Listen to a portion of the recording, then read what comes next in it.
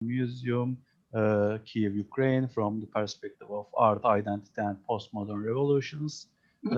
Professor Narlı, who is the head of our sociology department, will moderate this event.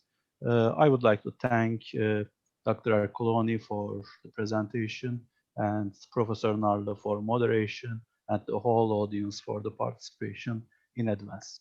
Thank you so much, Nilüfer Hocam. Okay.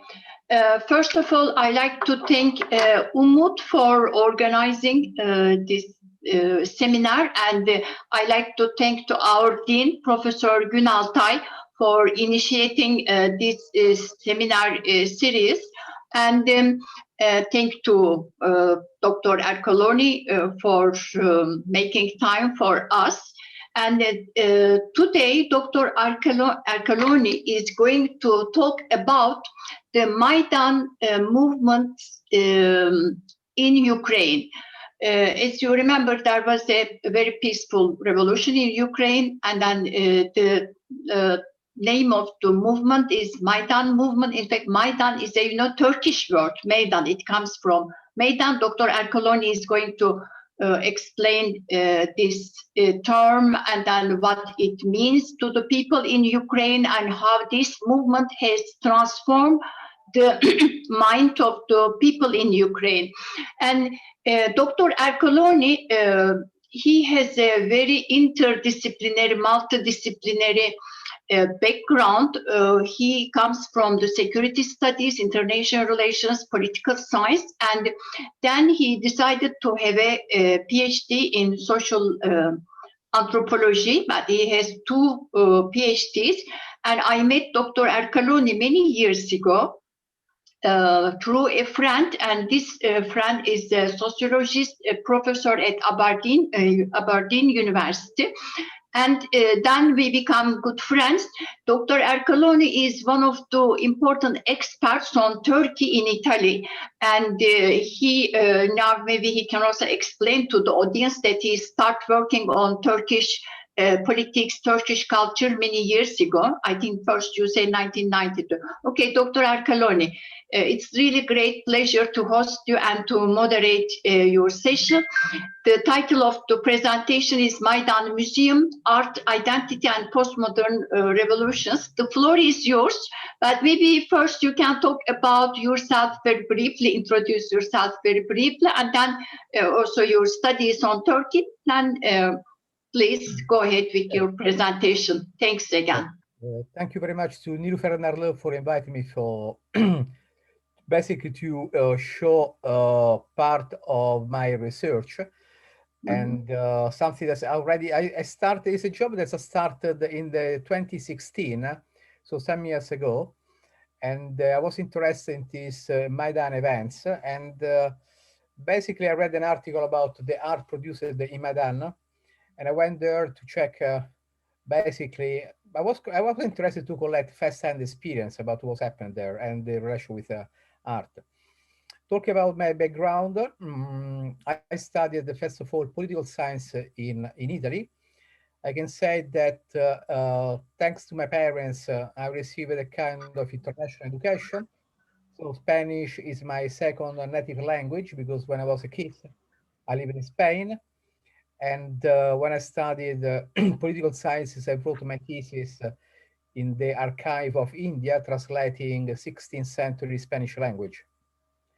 And after I joined the Italian army, and I got a position, a working position in NATO in Izmir. And I went there in 1992. I stationed there until 1996. Came back to Italy with a big love for Turkey, and I started studying Turkish language literature and Ural-Altaic philology and other stuff with Professor Anna Masala. That's unfortunately she passed away, but she was the best Turkologist in Italy.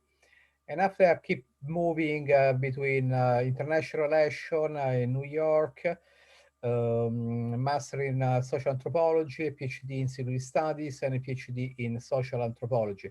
Basically, my, I don't say evolution, but the fact that I left the international relation environment and I moved to an anthropological environment was something to do with my music background about how you construct information. So it's always the same, a very famous phrase about the difference between the map and the territory. The map is not the territory and the territory is not the map. So I realized that most of the time in the military, they know the map, but they don't know the territory.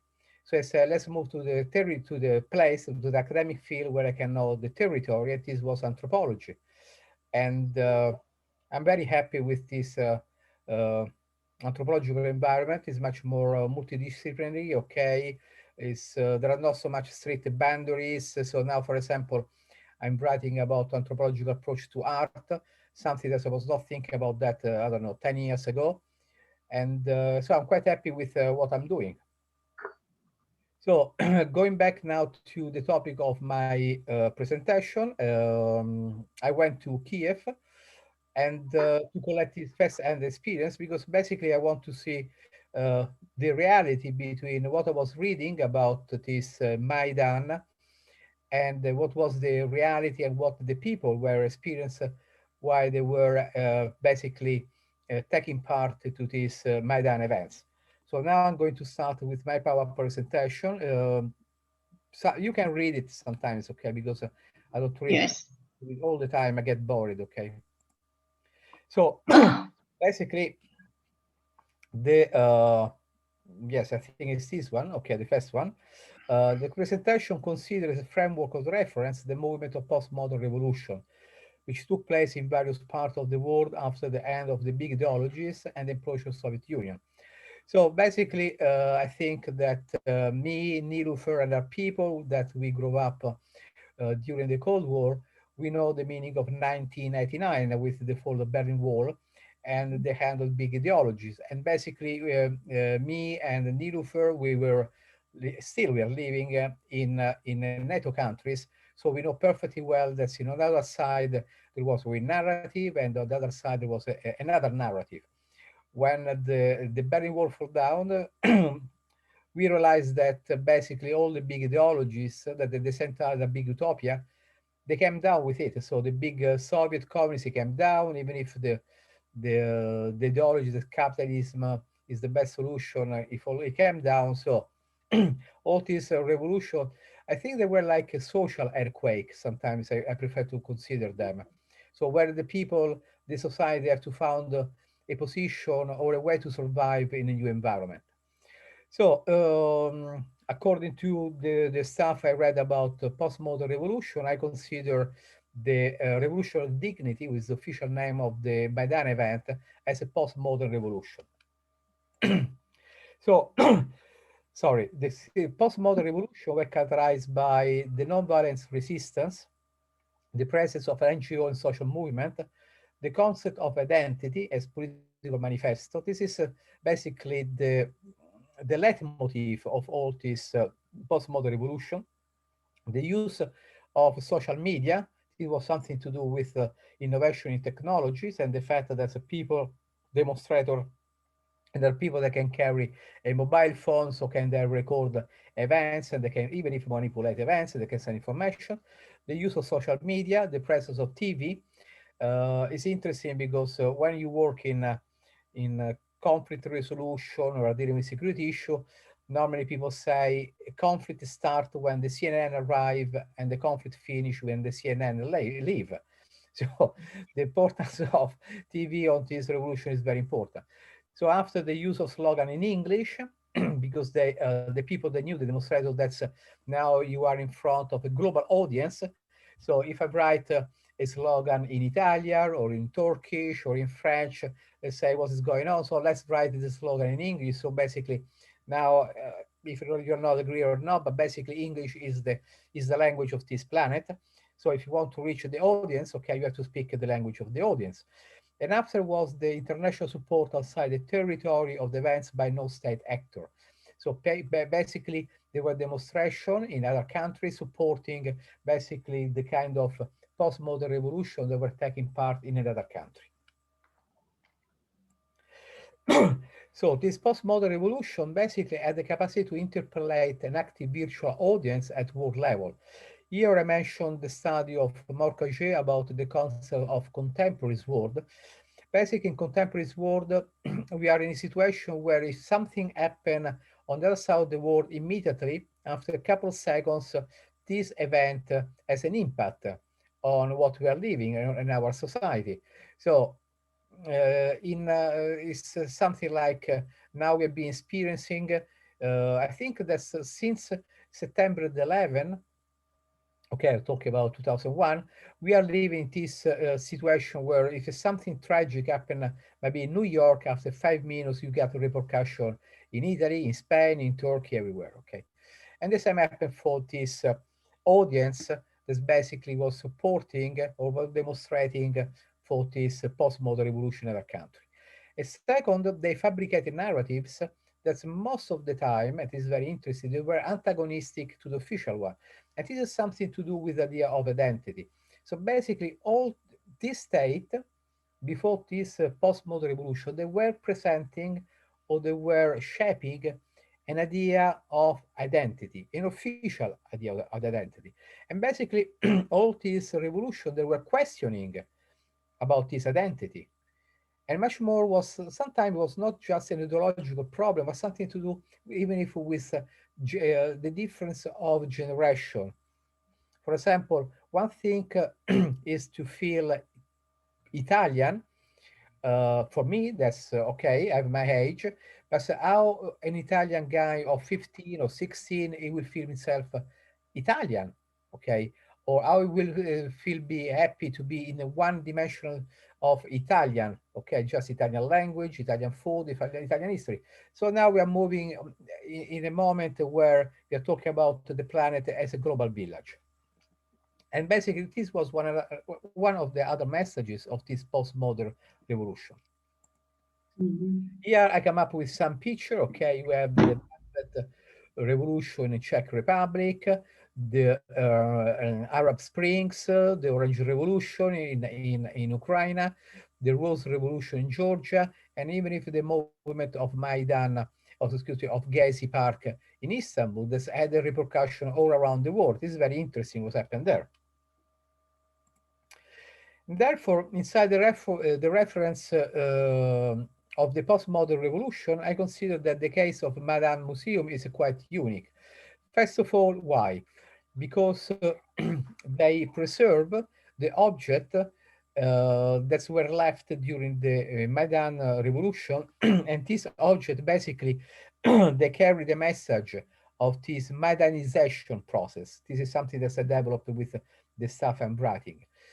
And the museum basically participated in the formation of the postmodern Ukrainian identity and antagonistic social imagery.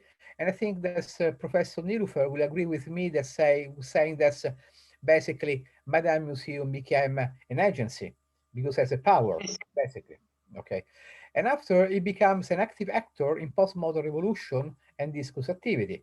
Then this has been my anthropological work, which have been looking at the artistic production of 12 Ukrainian artists who were inspired by the events of Euromaidan events and by the mission and the role of Maidan Museum. I don't know if Nilüfer, if your students are following me or if they got problem. I don't know. Yes, they are following, but some of the students, they can maybe watch it later because it will be available on the YouTube. Yes. Excellent, excellent. So I keep going. So sure, keep going. Yes. This is I organize my work. This is typical academic work where you have the research question hypothesis, the purpose of the research, the historical event and rituals, the Maidan Museum, notes from the field work, and the result of the conclusion. What is interesting, and I try to explain this in what I'm writing, that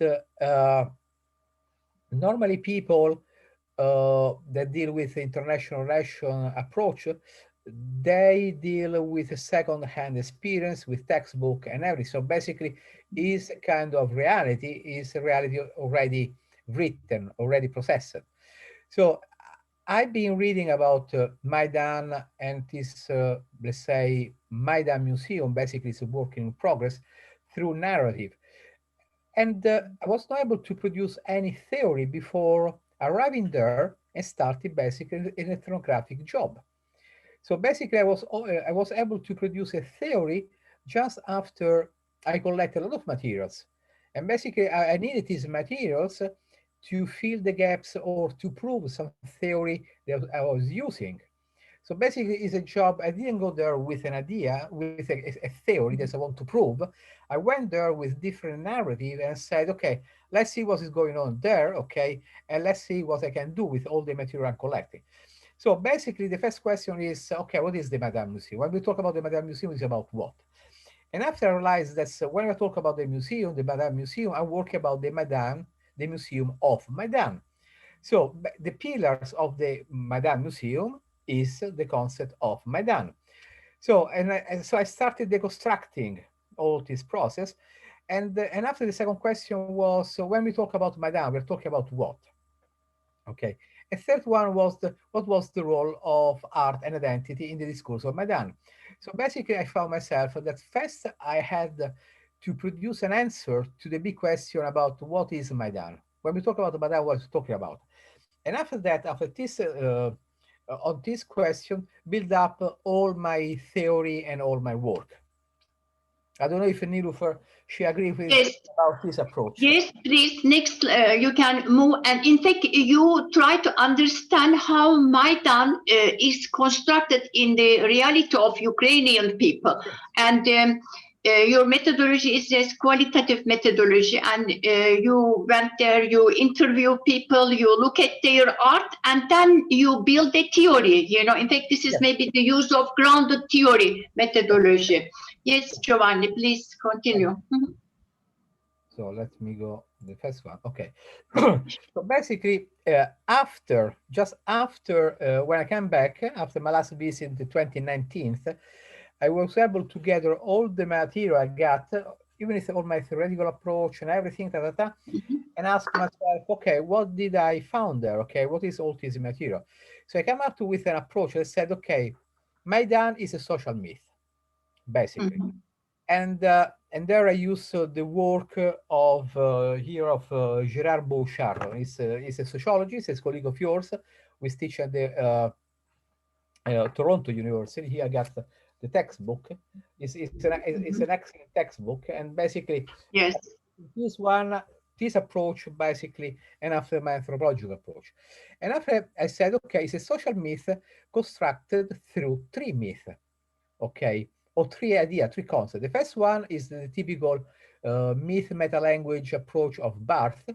That Maidan is not just a place, but it became a language too, a meta-language.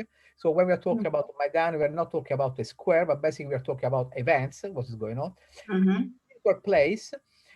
This was a definition that I found in a novel, basically. It's not an academic job, wrote by a psychiatric that spent some time in Maidan. And he said this was a spiritual place. And after he was right, because you got people killed there, more than 100 people, and you have all celebration about the commemoration of this hero. And after I used the definition of anthropological place, because right now Maidan is full up of all these myth symbols. Because anytime you go there, you visit the Maidan Museum, basically they talk about the events. Okay. Yes. So basically, I put all these three concepts under the umbrella term of social myth. And after, I come up with my theory. This is my theory about the Maidanization process. Basically, the Maidan events were producing Maidan. And I decided, okay, so basically the production of Maidan, the message, the ritual, is based on what? On the social mythification process developed by Bouchard. And after the Maidan social security rituals, basically there was a rituals going on in Maidan about the security, societal security. That means the construction of an identity when it's threatened by other people. In this case was the official government. And after, everything was sustained by the idea of the spirit of Maidan. That I will explain a little bit later. And after I realized that, and I focus on the idea of the art of Maidan, consider the creative force of freedom. because it's been, for me, I consider it essential for the mythification process of Maidan, for the manufacturing of collective imaginaries, and the social process of identity formation, and show the strong relation between identity, identification, interpellation. So here I come across with the concept of Althusser about interpellation, and Rancière about the what is the aesthetic of the sensible, that art shows something because the power want to show other things. So basically, the art there were pointing the finger to some event or to some symbol that the government didn't want to show to the normal people. So, and this is basically the most important thing was the vigor of the Euromaidan events. They triggered the spirit of Maidan, the duch in Ukrainian Russian, okay? And this force, okay, completely changed the consciousness and awareness of the participant of demonstration, represent the core, the soul, the breath of life of the Maidan mythification process. Basically, without the spirit of Maidan, there won't be any Maidan myth and any Maidan at all. So basically, this was like a cemento of all these feelings that people were there, okay? When I interview people, they say to me, oh, we went there, and I used the expression, this is what I'm writing about, like zombies. And just like zombie, we were there just talking to the people, doing something, demonstrating. We acquired a new identity, but basically we were breathing the smell of Maidan. This was basically gave us a new life. Okay, so it is very interesting because this is what I tested with my informant, that basically the Maidan functioned as an emotional ritual of intensification, aggregation, initiation, and passage. So everybody that took part to these Maidan events came out completely changed. And basically the Maidan Museum preserved the spirit of Maidan. This is what is its main purpose. So the purpose of research is I look at the art during the Euromaidan event. So basically only the Revolution Dignity period from November 21st, 2013 to February 23rd, 2014. Art is seen as a political discourse of resistance and civil disobedience, a stimul for the evolution of Ukrainian consciousness and for the construction of post-Maidan Ukrainian identity. And third, a fundamental element in the fabrication of antagonistic social imagery. So basically, Maidan was carrying a kind of image war against the government, because the government, using the official TV, they were describing these protestants, this demonstrator, as a fascist, extreme right wing. That was not the case. And I remember, even if I have a discussion in Italy about the colleagues, oh, they said to me, oh, they're a bunch of fascists. I said, no, it's not like that. Go there, talk to the people, and you see it's not like that. The reality is completely different. Reality is different from the one narrated by the official TV. And so the theoretical framework considers the relationship between art and political discourse, symbols, language, and identity. The methodology, as you said before, Nilüfer, is a qualitative anthropological approach, internship, and the Maidan Museum. And my aim was to study to understand the function of art during and after the Maidan events and the role of the Maidan Museum. So the historical events, okay, here the audience can read it, okay, it's much more easy. Yes. But what was interesting was how the artists, they took part to this event and they start producing objects, symbols, music, and even if I met one woman, she was a playwright, okay, and she wrote a play about the events. So basically, this Maidan event produces something. So I remember the definition of artist made by John Berger. John Berger used to say, the artist is someone that manipulates what he receives with his own sensibility. So these people that went there, through their sensibility, they were able to transform and to translate these feelings in something that is considered maybe a piece of art. Okay, so I don't enter in the idea or the big debate with typical in fine arts environment, what is art, what is not art. Okay. So I use a Cambridge approach, saying there is not art, there are only artists. So this is the way I solve the problem. Okay. So basically, the Euromaidan events, it is very interesting. They produce a post-colonial discourse Ukraine, even if it became an independent country from the Soviet Union, okay, still has been under the strong influence of Russia. We can say that even if Ukrainian language was, I would say forbidden, but people that got problem to speak Ukrainian, basically, okay, to the production of Ukrainian identity, production of Ukrainian movies. So basically was the language of, I don't know, was not very much accepted, of a kind of minority, okay. A kind of a minority was ghettoized in a way, put on a side. Generated symbols, social myth, and collective imaginary, assumed the form of a spiritual place where the struggle of good versus evil took place, trigger the spirit of Maidan, okay, functioning as a form of psychotherapy. I remember interview artists they told me that there were some demonstrator, they were joining some atelier of artists organized in Maidan just to paint, to do something, because they say, oh, I'm here, so I relax. There's too much tension, I want to do something that's relax me. So basically, art had this psychotherapy effect on people. And the function as a ritual of integration, aggregation, initiation passage in which the identity of new Ukraine was shaped. So here, okay, you can read again the function of art and the artist was very, very strong, as I will demonstrate with my data, the stuff I received. Basically, it is just to give you an idea about what was Maidan Square, okay?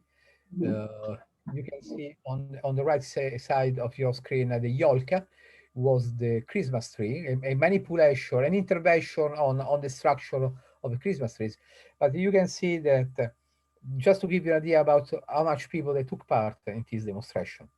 Yes. It was Christmas tree, it's Christmas period. So the people got this typical representation of this the nativity. These were from Lvov, that's brought to Maidan. It's very interesting, but basically in the Maidan square, there were religious celebration of different, let's say, religion and confession. Okay, and it's very interesting. People were not divided. I don't know, between Christian, Orthodox, or Muslim, or Jewish. No. Everybody was there because they wanted basically to feel and to build up a new identity. But at the same time, it must be said that the official church, the patriarch, the church, the Russian church represented the Russian patriarch in Kyiv. He was not presented there. Okay. An example is this Yolka. Okay, which was it became one of the symbols. Okay, was the structure used by the president of Ukraine. Say, okay, we have to celebrate Christmas, so people move away from the Maidan Square because we have to build up these Christmas trees. But after they start just to build up the structure, and after the demonstrator, they make it, they transform it as the first piece of art of the Maidan event. Here is the part dedicated to the Maidan Museum, okay? And basically the Maidan Museum preserve and memorize the artifact of the Maidan protesters. I want to be the Museum of Freedom. It must be said that the director of the museum is an anthropologist, and he was the deputy director of the Museum of Folk Stuff in Kyiv. So it was just by his own initiative to go there in Maidan and to collect all these objects and to contact the artists. So no one was pushing him. Still now, the museum has not a structure, a building. In 2000, I interviewed the director in 2016 and in 2019. So I remember that when I met in 2016, he told me the government will support us. The government is signed all the paper about the money and everything. And when I interviewed again him in the 2019, he said nothing happened. We don't know anything about the money. We don't know nothing about the place. So we got all this stuff in big wooden boxes, and they're using just an office, which is the information center of the museum, the Maidan Museum, for some exhibition. Okay, so basically it became a virtual museum. Here about it's a visual museum. Again? Sorry, it's a digital museum or visual. Like virtual because they organize exhibition in Odessa, another part, and after virtual because it's just they broadcast a lot of on internet through Facebook or through their official web page. So they basically they pretend they want to spread their message using the media, because they say that we don't have a big space, let's do it through the media, because the idea of this museum is not just a museum where you go there and you just you see object, but there is an idea to convert it like in a think tank or a research center working on the concept of identity. So it's not just the typical museum. Okay. In fact, it's a type of, also maybe memory, I mean, political memory museum, yes. But it represents, Maidan Museum represents freedom to Ukrainian people. Yeah, I agree with you. Okay. So this is what I conclude from your research. Okay, thank you. Okay. So keep going. See here, for example, there are some stuff that are present in the museum, okay, in the information center of the museum, some installation that on the right side that the museum organized. So when you go to the Maidan Museum, to the Maidan Square, you have all these things that basically they point to the fact of the Maidan events. And after, this is how I did my field work, because I was invited to an internship to the museum. So I flew from Spain, I went there to Kyiv, and basically I was with the people of the museum, and they organized the meeting, and with the artists, that's basically they were involved with the events, and they produced the objects of art that now are preserved in the museum, in the boxes, in the rooms of this museum that doesn't exist. And for me it was very important because I was with these people, so I was with them, I was talking to them, I was feeling them, I was having tea with them. It was not like, well, basically it was a human experience, a very important human experience for me too, okay? So when I went there, basically I look at the process of minimization, symbolization, mythization, canonization, interpellation, and the production of authoritative social imagery produced by this object of art. This was, I was interested to. I said, please point me to, basically this is the question I was asking. I basically was asking three simple questions to all the people I met. Okay, did you participate to the Maidan events? Okay, and all of them, they participate to the Maidan event. Okay, what is for you the symbol of the Maidan events? And if you produce something, if you produce something, what is the message of this object of art? Basically, this was the question of my semi-structured interview. So what I come out with the idea is that the idea of the mythification process, there's a Maidan event that produced a post-colonial discourse. The ideology is nothing to do with the left wing and right, no, it's something to do with the basic concept of dignity, okay? Dignity, dignitas in Latin, okay? And this was, there was rituals, okay? The construction of symbols and archetypes, and how this spirit of Maidan was providing energy to all this discourse, okay? So this was... And then, it's interesting, maybe you can talk about the helmet, helmet, but, yes. Yeah, this helmet is very interesting because I met the artist, okay? These were all interventions made on objects that already existed, okay? And they were used by the protesters to produce basically the head from the riot police. But after, there is something interesting that this came out from an interview with one artist. And she said to me, what was missed there was beauty. There was a lot of violence, there was blood, and the artist said, we want to do something beautiful. Beautiful. Yeah. Beauty among all this chaos of the demonstration. When the police was killing people, don't forget that 100 people were killed there. Okay. Yes. So was this concept of basically of beauty? We need beauty, like a beauty, a human necessity. Okay, say I don't know. We are like beasts. Okay, well, when we give a bad meaning to beasts, sometimes the beasts are more human than Oh, human. this is a police helmet, yes, but they create art out of it. Yes, this is like a, like a new interpretation. Okay, Yes. interpretation.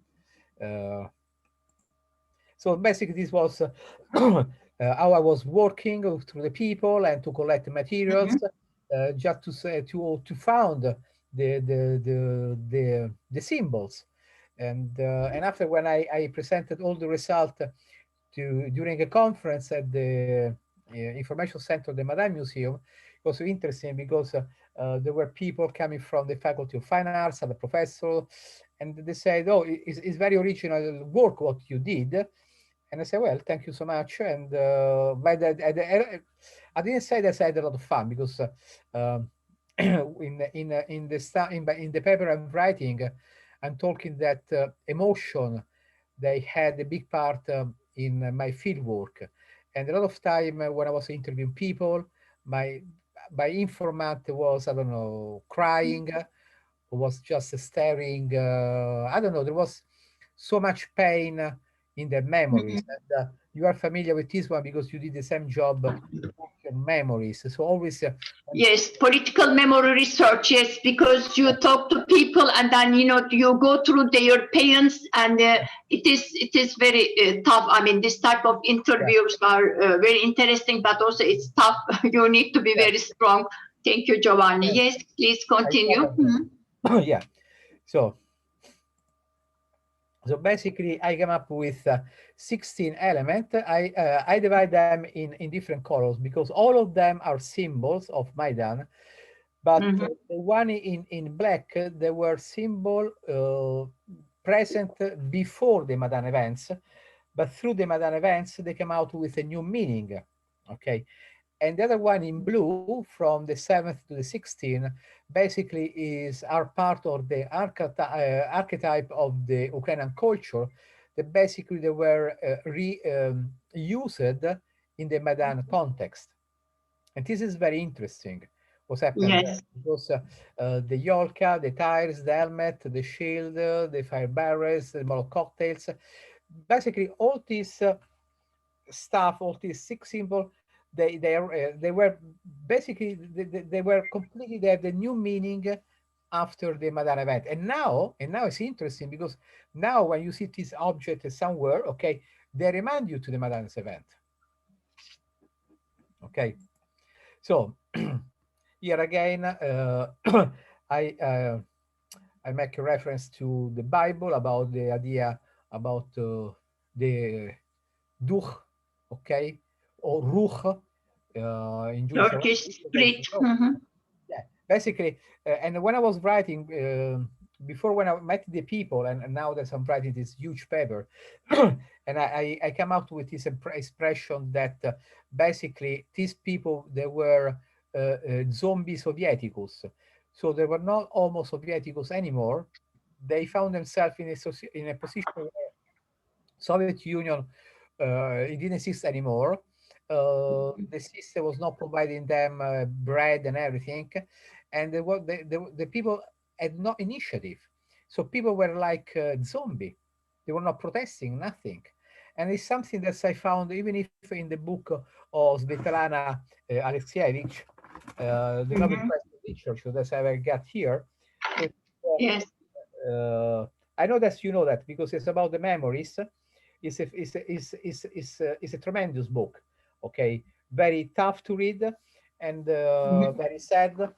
And basically, she described these people that still live in Russia and they were believing in Soviet Union, and now they are like a zombie or orphans.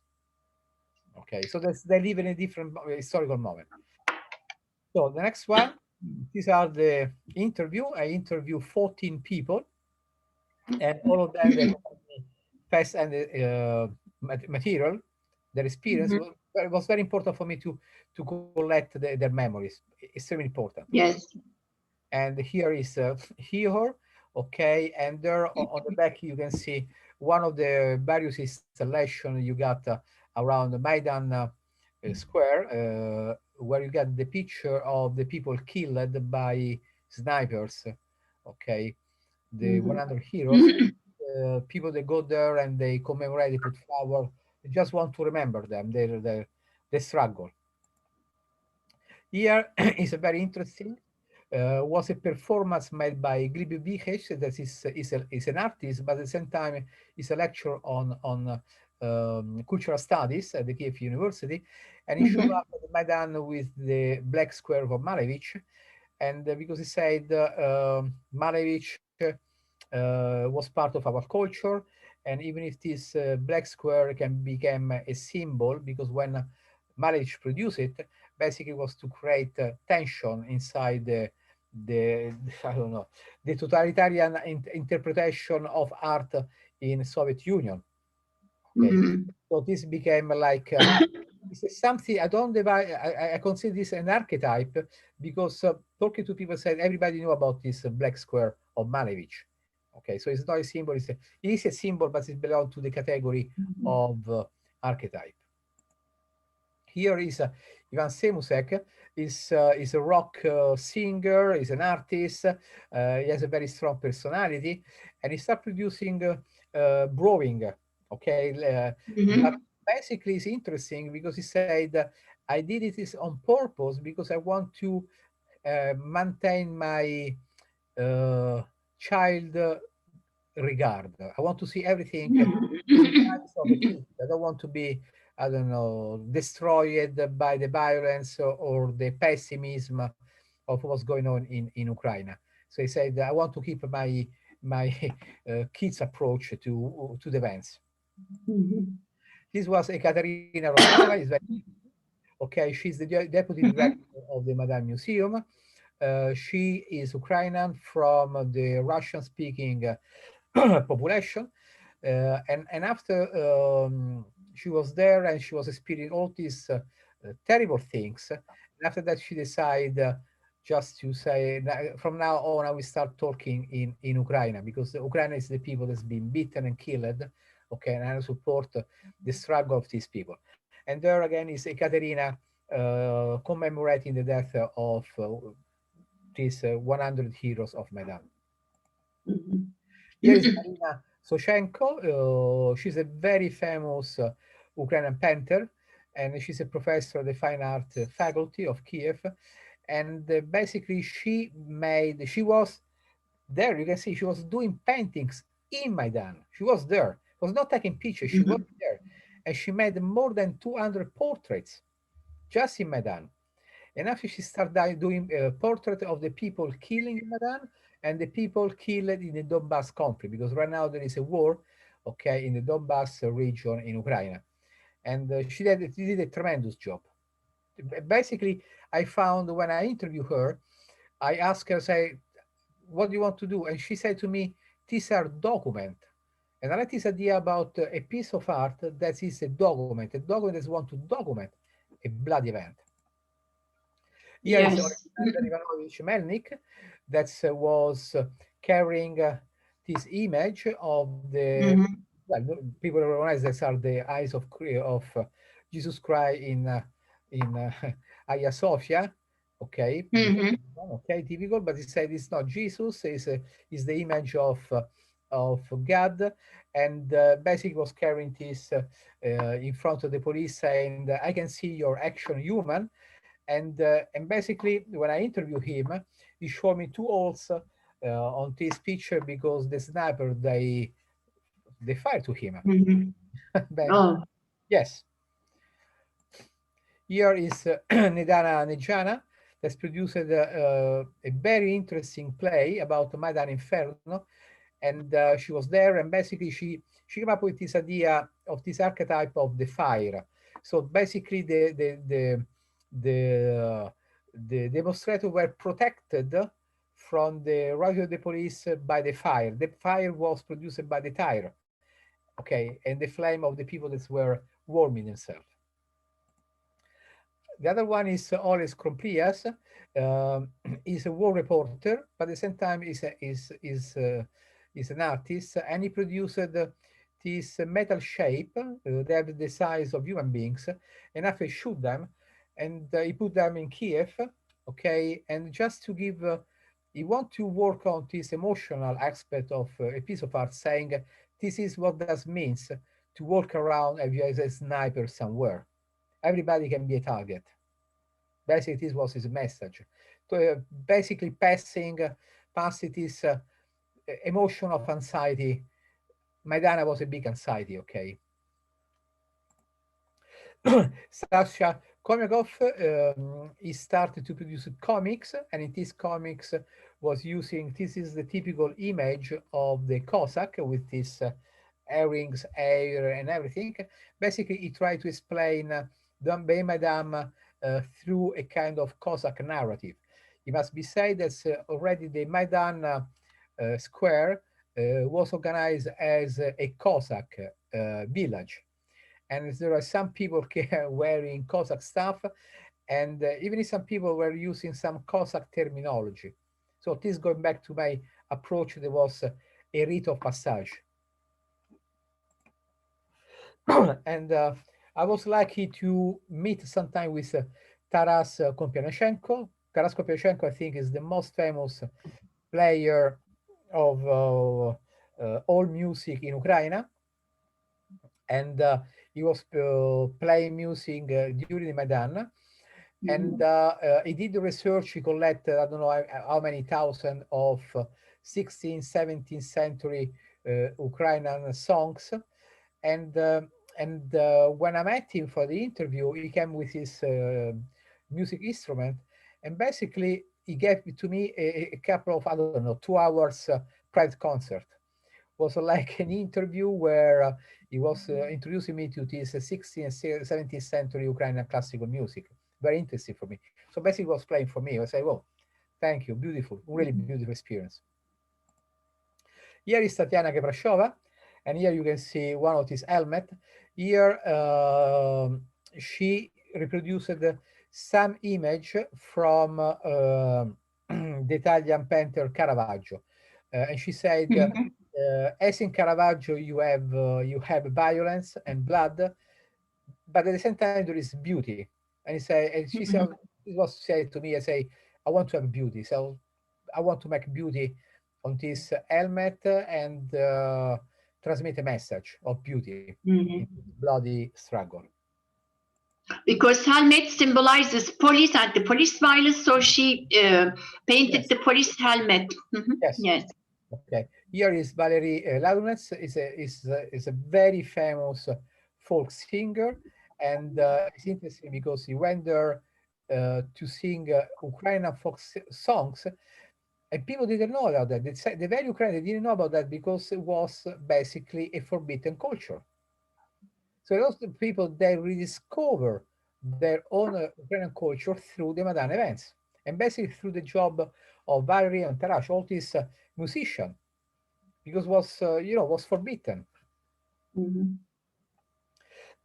Here is Yulia Ovcharenko. She did a very interesting job, and she basically, I like her job because she was able to identify a lot of the symbols of Maidan and make of these symbols post stamps, because the Maidan Square organized a post office, a PTT, Turkey gibi, okay, but they were using their own stamps, and she produced these stamps that basically they carry the meanings and the symbols of Maidan. Very interesting job she did. Here is Yuriy Gruzinov that's produced a very famous documentary on Maidan through the point of view of seven characters, real characters, okay, The name is Babylon 13. You can see on internet. And basically, it's a huge and tough documentary on Maidan. Here we got some image of Maidan after and during the events. Mm-hmm. And here the conclusion, okay? So I came back with all the material, and as Nilüfer, to listen to the memories and everything was quite tough. So it required time, and you need to write down and take a distance sometimes because it was very painful. And after that, I start to write, not to write, basically to put together, to construct a theoretical approach. Okay, but I was able to do that just after I collected this first-hand material through my anthropological approach. So these are the conclusions that the Maidan events really functioned as a rite of intensification, rite of passage, and a magic spirit of place. It's real that it was a laboratory which created a post-colonial discourse with a symbolism and fabricated an antagonistic social imaginary and originated the myth of Maidan. It's real that produced a positive energy, the spirit of Maidan, and it's important, and it's real that the presence of artists brought creativity, imagination to the Maidan events. It's real that everybody who participated in the events came out totally transformed.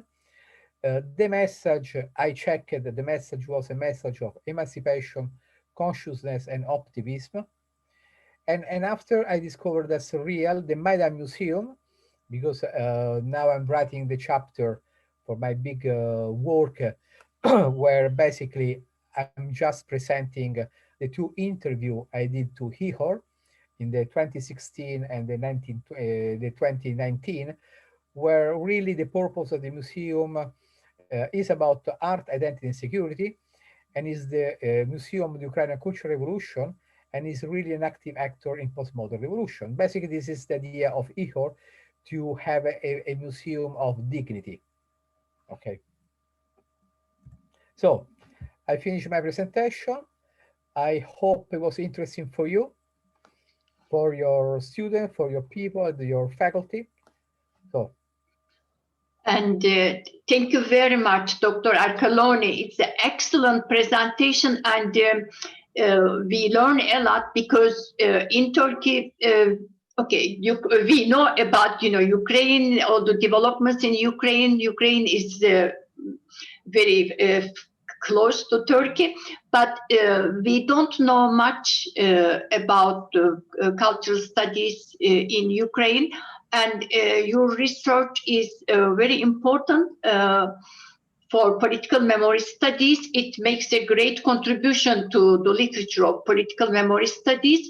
And it is also important research. I mean, qualitative research, it requires a lot of creativity. Quantitative research, I tell my students always, it is easier. Qualitative research, yes, you go to field, you talk to people, you observe, and then build a theory. It is really tough, and I like to first ask our students and the audience if they have a question. I have some questions, but let's look at the audience. Yavuz Hocam, would you like to say something or make a comment or ask a question?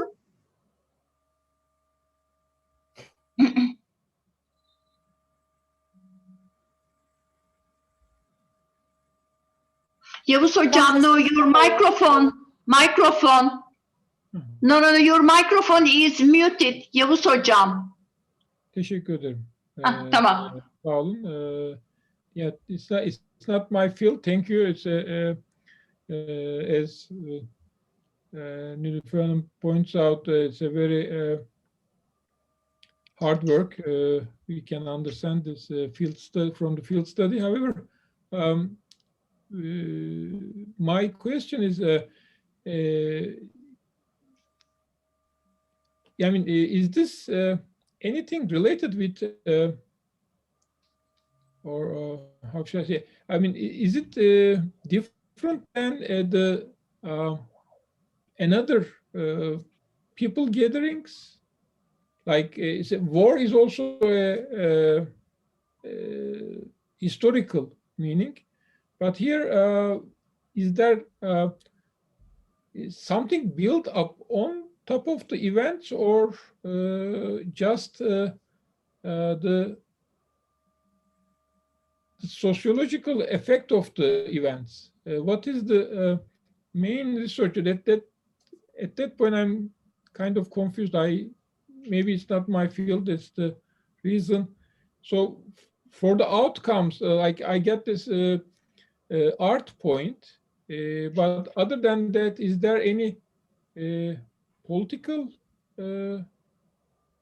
side effects that can be also the part of this humans I understand you. Okay, I explain you. Okay, first of all, I explained that why the Maidan event started. And the Maidan event started for a political reason, because the president of Ukraine, he didn't sign the agreement with the European Union. Okay. Mm-hmm. So this was triggered the big problem, the big Maidan events. So basically was a political, because they say that we want to go in the direction of Europe. We don't want to be stuck in this situation of kind of still colonial country of Russia. This was basically was triggered everything. So the people went there, they said, we are fed up of this, let's say, fake Ukrainian independent identity. We want to be independent, and we want to go in the direction of European Union. Okay, so it was a political one. So in this political discourse, I said, what is the reason of Maidan Museum? Because basically I'm concentrating my research on Maidan Museum. So Maidan Museum became a political actor because preserve this idea to go in the direction of European Union. So it's the only voice. So the government now is playing a very strange card, because they don't want to have this museum anymore, because this museum is there to remind them again that people, a majority of the people in Ukraine, want to go in the direction of European Union. That's all. So and one more thing, yes, and maybe we. I don't know if you understood what I said. Yes, and maybe Giovanni, you can relate this to the current conflict between Ukraine and Russia. In fact, as you explained, Ukraine wanted to be really independent. And after the collapse of the Soviet Union, end of the Cold War, many countries like Ukraine and maybe also some of the Central Asian republics, people, okay, they were not Soviets anymore, but they rediscovered their identities, Azeri identity, Kazakh identity, and the Ukraine identity. But people still felt that they were like zombies, they were passive, they were not agents. So what happened, these Maidan events, demonstrations, and then the revolution, it gave them a new identity, dignity. They feel that they got a new spirit, ruh and tuh, I think in Russian. And so they say that, no, now we are agents. We are controlling our fate, and they want to have a new roadmap. And the new roadmap is becoming an EU member. But of course, Russia doesn't like it. And now in Ukraine, there is two sides, and then one side is pro-Russian, and they want to stay with Russia, and the other part, and okay, the experts, you are the expert, and then maybe you can explain more. There could be maybe partition of Ukraine in the coming years. We never know. So please, maybe you can give some thoughts about this. Mm-hmm. I covered the time which is defined as the revolution of dignity, basically until the end of February 2014. The problem is that after there was a civil war started in the Donbass region, where you had independent movement of Russian-speaking Ukrainian people that want to join Russia. And now it was the, I don't know how to say, but basically officially was a referendum in Crimea joined Russia. So now the discourse of Maidan, it became more enriched. So before was just a discourse of an identity, Ukrainian identity, where we can speak our language. Okay, we have our literature, we have our symbols, okay, and we want to move in the direction of Europe. Basically, this has been the last identity revolution made in a post-Soviet country. Okay, it's the last one. Okay, if you check the dates of all the countries you were mentioning. Yes. The problem is that after this big struggle with Russia, now the meaning of Maidan has become enriched with a new idea about this no Russia. No Russia. This is okay. So there's been an evolution in the discourse. Okay, and it's something that I didn't touch because I want to focus everything on just on the period of the revolution of dignity. And basically was everything was to go in the direction of what? European Union, or we want to go back to a kind of, I don't know, post Russian Empire, or becoming part of the Russian Empire, or independent country joining the EU. So they are thinking about these two options. Or using Wittgenstein.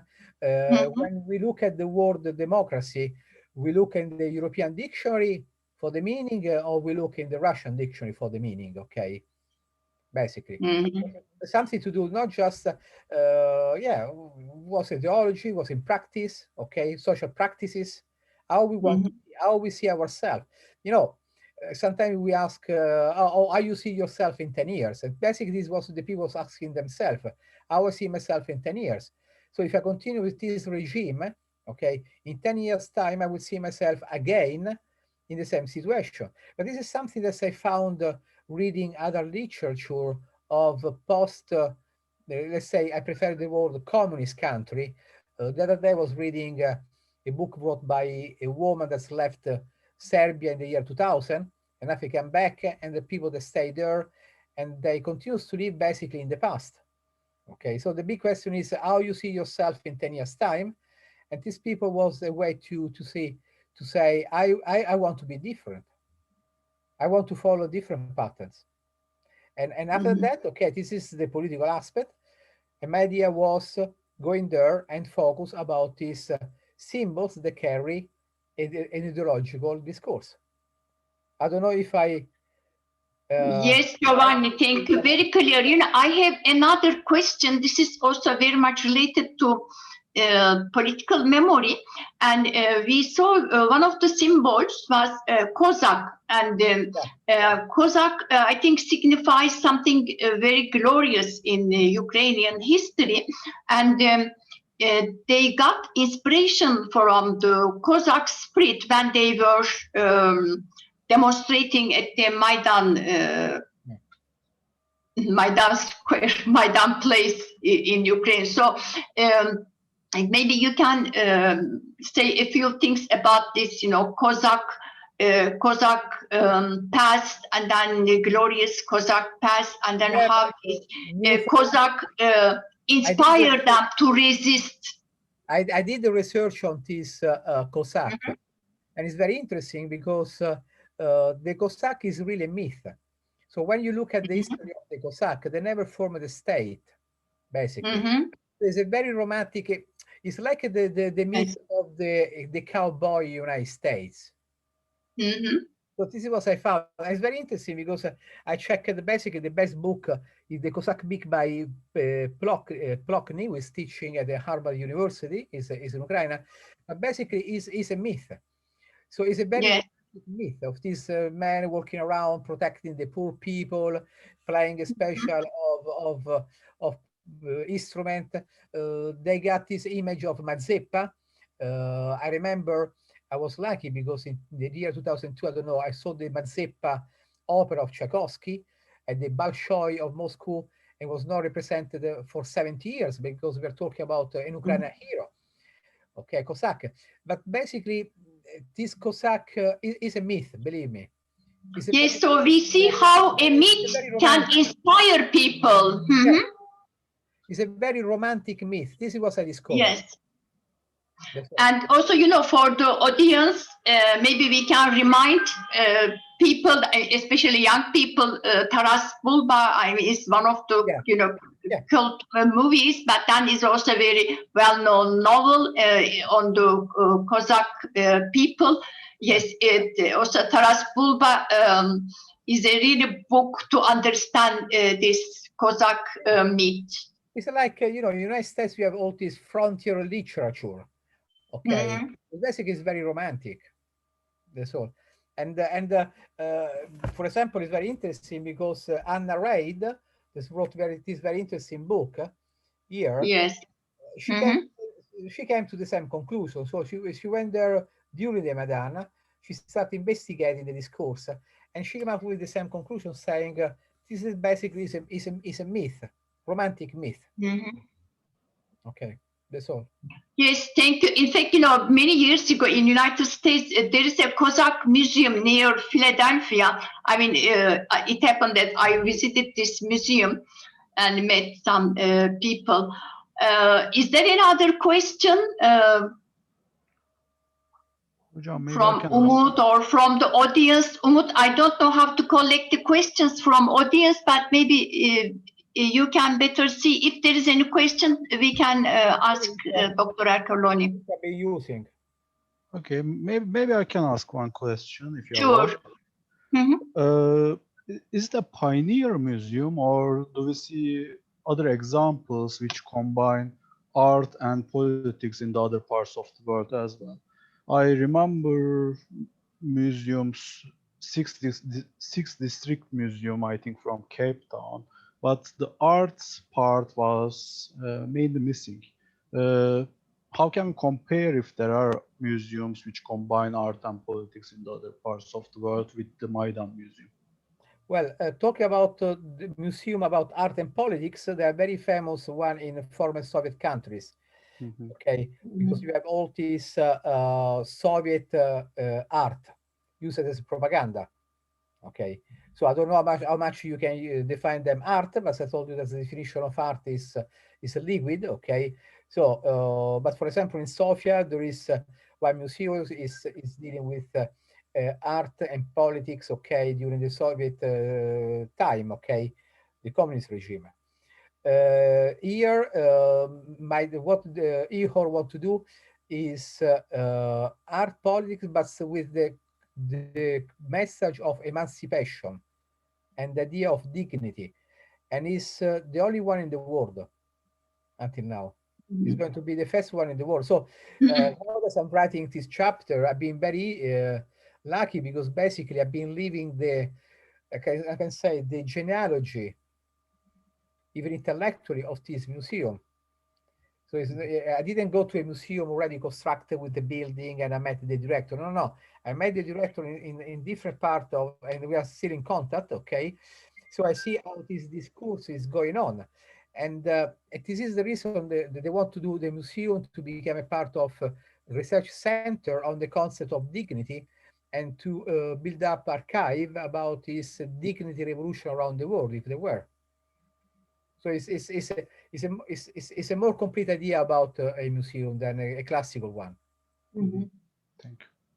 So it is a very, it's a very unique museum. You know, in Mexico, in the Mexico City, there is a memory museum, and it's an interesting museum. I mean, to see for political memory.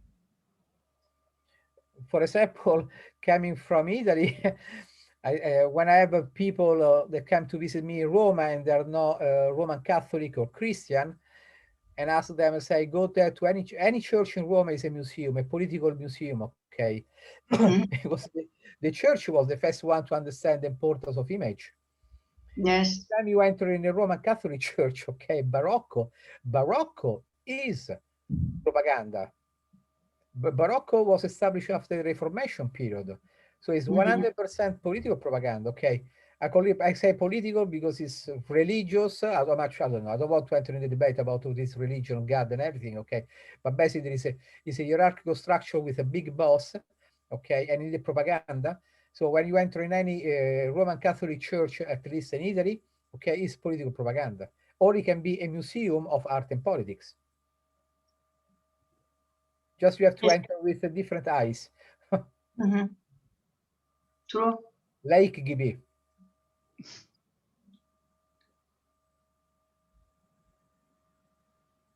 Umut, if there is no question from the audience, maybe we can Sure. finish. Yes, it is in fact now 7/20/22, and so I like to thank to Dr. Ercolani. But Dr. Ercolani, would you like to add something?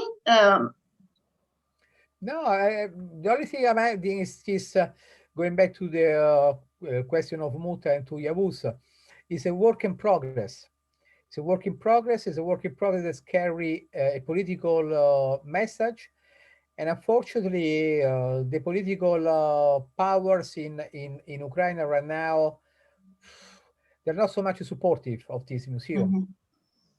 Okay, for example, even if the project, a German company won the project, but they are looking for a location, the government say yes, we will give you something, okay,